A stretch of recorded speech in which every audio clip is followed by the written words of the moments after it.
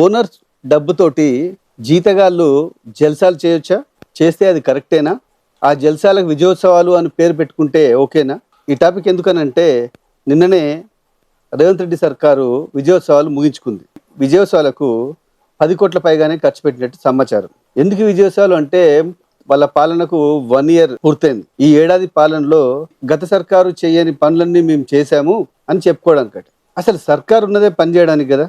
మేము 1 ఇయర్ పని చేసాము అని చెప్పేసి దానికి వేడుకలు ఎందుకు? ఈ వేడుకలకి ఎయిర్ షో పెట్టారు. రాష్ట్ర ప్రభుత్వాల పనితీరుకు ఎయిర్ షోకు సంబంధం ఏంది? ఈ హంగమంతా ఎందుకు? ఏం సాధించారని? ఒక రేవంత్ రెడ్డి సర్కార్ అనే కాదు, అంతకుముందు కేసీఆర్ సర్కార్ అయినా, అటు చంద్రబాబు సర్కార్ అయినా, ఇంకో కర్ణాటక సర్కార్ అయినా, మరో రాష్ట్ర సర్కార్ అయినా, కేంద్రంలో అధికారంలో ప్రస్తుతం ఉన్న నరేంద్ర మోడీ సర్కార్ అయినా, అంతకుముందు అధికారంలో ఉన్న కాంగ్రెస్ లేదా కూటమి సర్కార్లు ఏవైనా కానీ విజయోత్సవాల పేరుతోటి ప్రజాధనాన్ని తగిలేస్తూనే ఉంటాయి. అసలు ఇది ఎలా ఉంటుందంటే, పరీక్ష రాసి మార్కులు వచ్చాక తాను పాస్ అవుతే సంబరపడాల్సిన విద్యార్థి పరీక్షలు లేవు, పాడు లేదు, నేను అద్భుతం, నేను డిస్టింక్షన్ లో పాస్ అయిపోయాను, నాకు 10/10 GPA వచ్చింది అన్న రేంజ్ లో హడావుడి చేస్తే అది కరెక్టేనా? ఇంకో అలా ఉంటది. ఈ విజయోత్సవాలు కూడా ఎలా ఉంటాయంటే వీటికి తలా తోక ఉండదు. మీరు విజయం సాధించారు అని చెప్పేసి వీళ్ళకు చెప్పిందేవాడు? అసలు వీళ్ళకు మార్కులు వేసిందేవారు? వాళ్ళే సక్సెస్ అయిపోయామని చెప్పేసి ప్రకటించేసుకొని దానికి విజయోత్సవాల పేరు పెట్టేసి కోట్లు తగలేయడం కరెక్టేనా? ఒక్క రేవంత్ రెడ్డి సర్కార్ నిర్ణయమే కాదు, దేశవ్యాప్తంగా ఇదే తంతు. ఏటా విజయోత్సవాలకు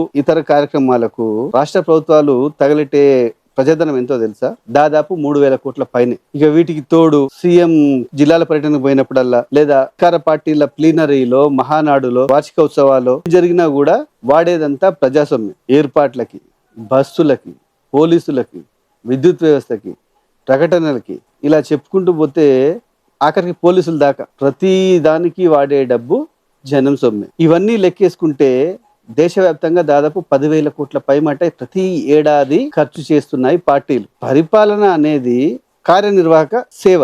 దానిలో నువ్వు కరెక్ట్ చేస్తే ప్రజలు కదా నీకు మార్కులు వేసేది. అవన్నీ వచ్చేసి ప్రభుత్వాలే డబ్బా కొట్టుకుంటూ ఏటా 10,000 కోట్ల రూపాయలు ప్రజల కష్టాన్ని, చెమటని ట్యాక్సుల రూపంలో పిండి వసూలు చేసిన డబ్బుల్ని ఖర్చు చేస్తున్నాయంటే ఎంత దారుణమైన విషయం. 10,000 కోట్లు.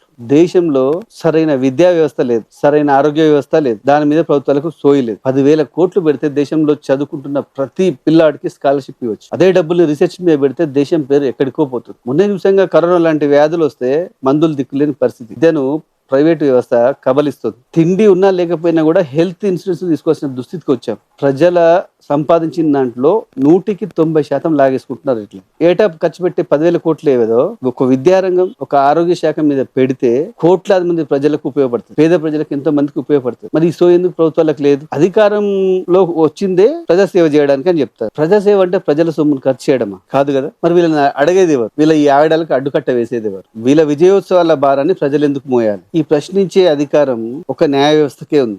ఏ కేసునైనా సరే దాని ప్రియారిటీని బట్టి సుమోటోగా కూడా తీసుకొని కేంద్ర రాష్ట్ర ప్రభుత్వాలను నిలదీసి అడిగే అధికారం ఉన్న సుప్రీంకోర్టు, హైకోర్టు ఇట్లాంటి అంశాల మీద ఎందుకు శ్రద్ధ పెట్టట్లేదు?